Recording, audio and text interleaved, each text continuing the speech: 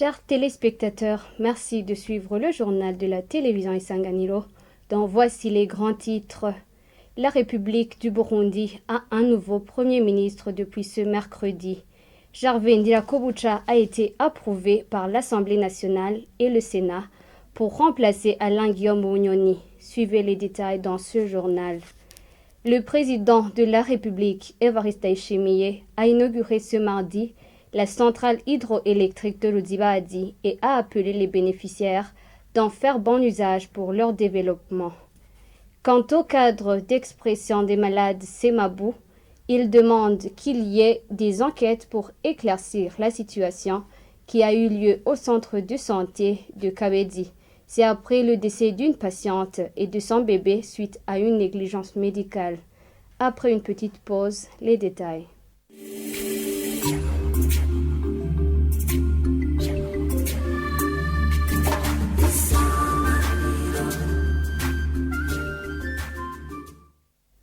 Pour la page politique, l'Assemblée nationale a approuvé ce mercredi le nom de Gervais Ndirakobucha comme nouveau Premier ministre du Burundi. Le débat entre les députés a été dominé par le système de vote. Certains voulaient que le vote soit secret, tandis que d'autres souhaitaient plutôt un vote public. C'est avec Oban Nyonhuru que nous avons ce reportage. Le président de l'Assemblée nationale, Gelas Daniel Ndabirabe, a d'abord présenté le curriculum vitae du candidat au poste de Premier ministre, qui est Gervais Ndirakobucha. Avant son approbation, les échanges entre les membres de la Chambre basse du Parlement ont porté sur le système de vote. Les uns disaient que le vote devrait être secret, d'autres voulaient plutôt l'acclamation, tandis que d'autres proposaient plutôt le vote par main levée. Le président de l'Assemblée nationale s'est joint à ces derniers qui souhaitaient le vote par main levée. Certains députés ont aussi soulevé la question de savoir pourquoi son nom leur a été envoyé pour approbation en vue de remplacer le Premier ministre actuel. Pour Daniel Gelas Ndabirabe, président de l'Assemblée nationale, le président de la République organise selon sa guise la maison qu'il dirige et suivant le comportement de l'un ou de l'autre.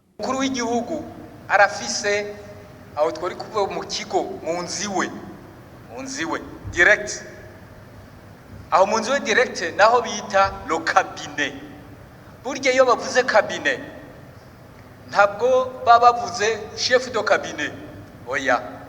Lo cabinet mu Burundi hariho barya abakozi mbanze ndabashire ku ruhande abakozi basanzwe. Mugabo hariho vice president ari muri cabinet yiwe. Hariho Premier ministre ari muri cabinet nuko bari mu nzu.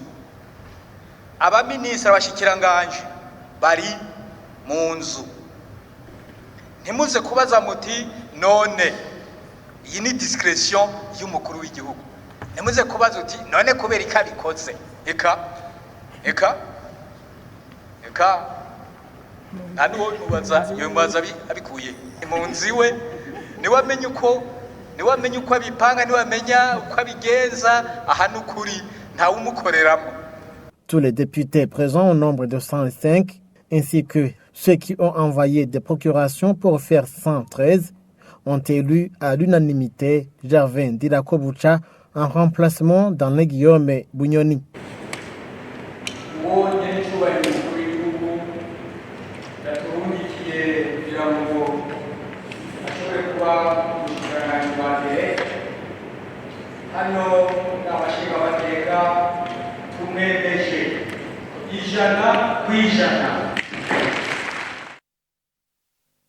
L'après-midi de ce mercredi, le nouveau Premier ministre Gervais Ndirakobucha a prêté serment devant le président de la République ainsi que d'autres hautes institutions du pays. La télévision Isanganiro revient en bref sur son parcours. Oban Nyonhuru. Imbere y'Imana mushobora byose. Imbere y'umukuru w'igihugu. Le lieutenant général de police, Gervais Ndirakobucha, a prêté serment devant le président de la République, le président de l'Assemblée nationale, le président du Sénat ainsi que devant d'autres hautes institutions du pays. Il a juré de respecter la charte de l'unité nationale, la Constitution, ainsi que d'autres textes du pays. Imbere y'Imana mushobora byose, imbere y'umukuru w'igihugu, imbere y'inama nshingamateka n'inama nkenguzamateka, jewe Lieutenant General de Police Gervais Ndirakobuca, umushikiranganji wa mbere, ndarahiye ko ntazotirigana ku masezerano y'ubumwe bw'abarundi, kwibwirizwa shingiro rya Repubulika y'u Burundi n'ayandi mabwirizwa, kandi ndiyemeje ko nzoharanira ntiziganya ineza y'u Burundi n'abarundi, nkubahiriza ubumwe bw'abarundi, amahoro n'ubutungane kuri bose, mu kurangura amabanga njejwe. Ndiyemeje kurwanya ivyiyumviro n'ingendo z'ihonyabwoko no gukumirana, guharanira no guteza imbere agateka kazina muntu n'akabenegihugu bose.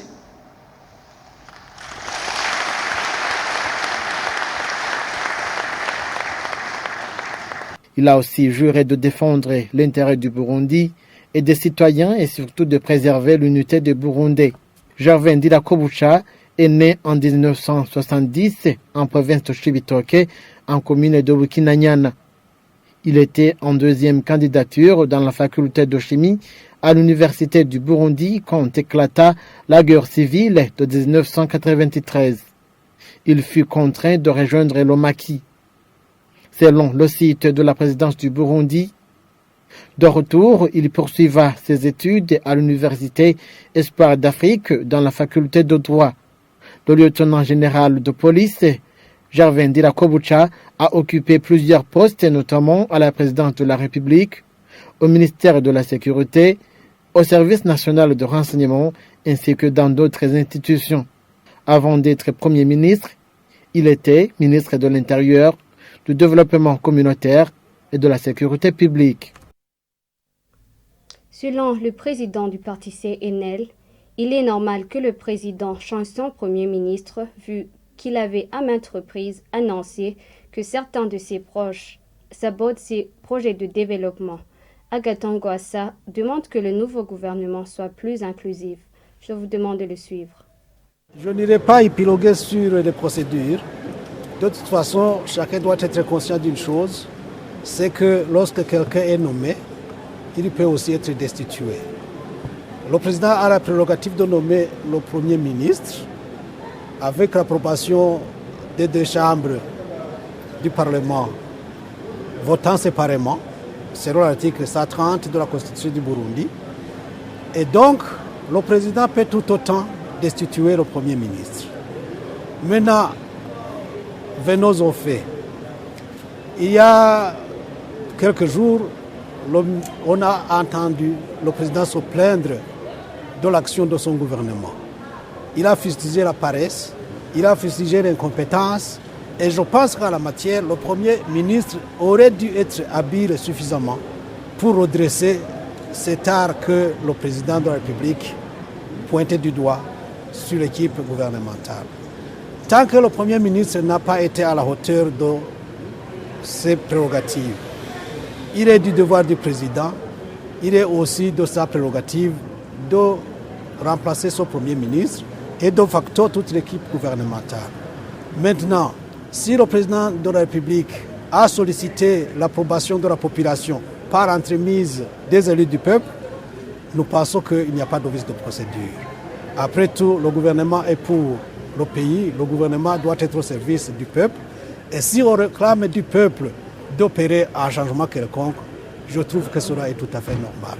Les plaintes par rapport à l'équipe gouvernementale ne sont pas sorties du seul parti CNL. Parce que les arrêts discriminatoires que le régime en place a pris ne sont pas de nature à promouvoir ni l'économie ni la gouvernance dans ce pays.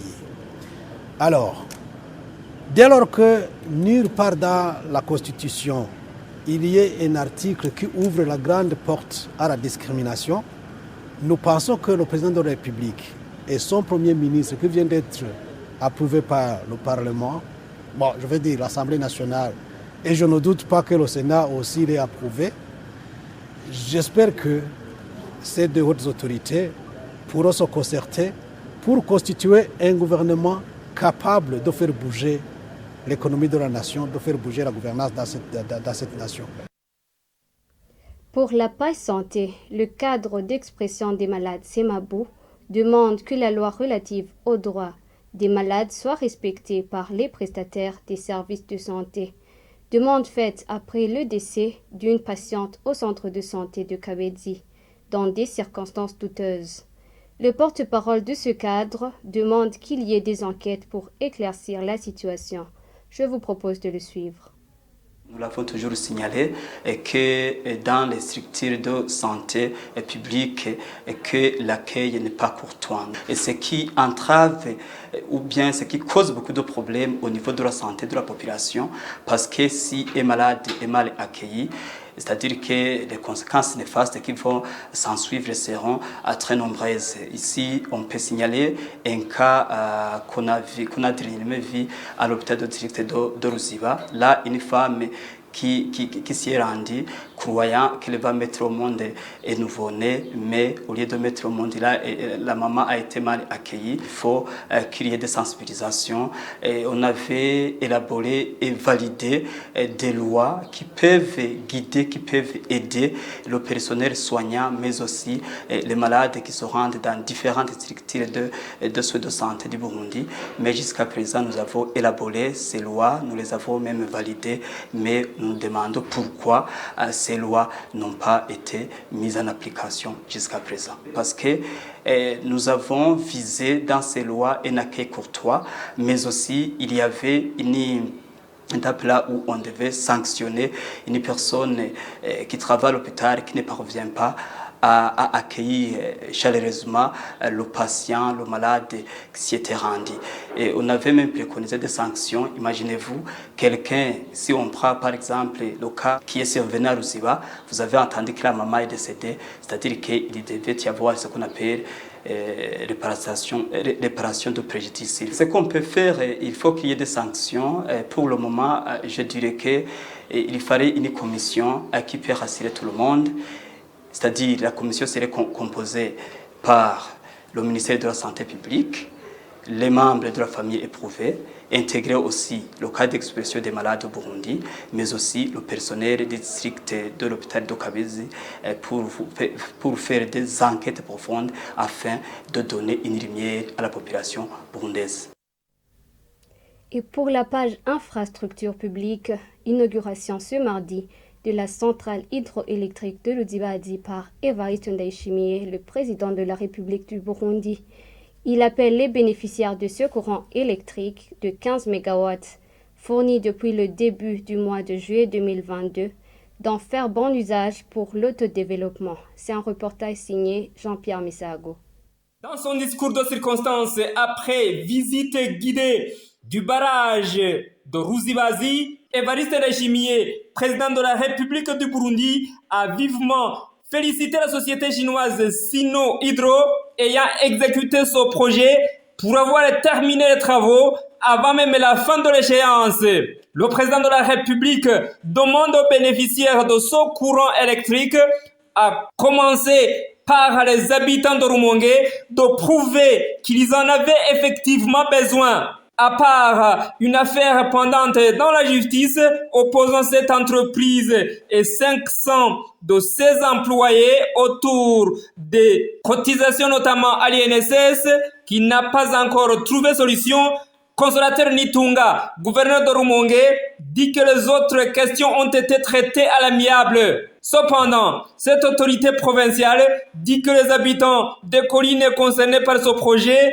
ont besoin eux aussi d'être branchés à ce réseau électrique, mais aussi ils voudraient que les maisons de ce projet soient la propriété de la province de Rumonge et la piste menant vers le barrage soit goudronnée. Par rapport à l'électrification de ces collines, docteur ingénieur-major Jean-Albert Manigomba directeur général de la Régie des eaux, promet ce branchement qui, selon lui, est conforme à la loi. Il faut aussi que la question de l'électrification du centre Muyange dans la commune de Nyanza-Lac soit également définitivement vidée dans le plus bref délai, a averti le président de la République du Burundi. Cette centrale inaugurée à une puissance installée de 15 MW qui sont déjà branchés au réseau électrique burundais depuis le 1er juillet 2022 et les travaux ont coûté 502 670 000 yuans selon le ministre burundais de l'énergie et des mines. Merci Jean-Pierre Misago pour ton reportage et c'est sur cet élément que prend fin notre journal. Merci à ceux qui l'ont suivi, merci à l'équipe technique et à l'équipe rédactionnelle qui ont fait que ce journal vous parvienne. Continuez de suivre les programmes de la télévision Isanganiro. À la prochaine.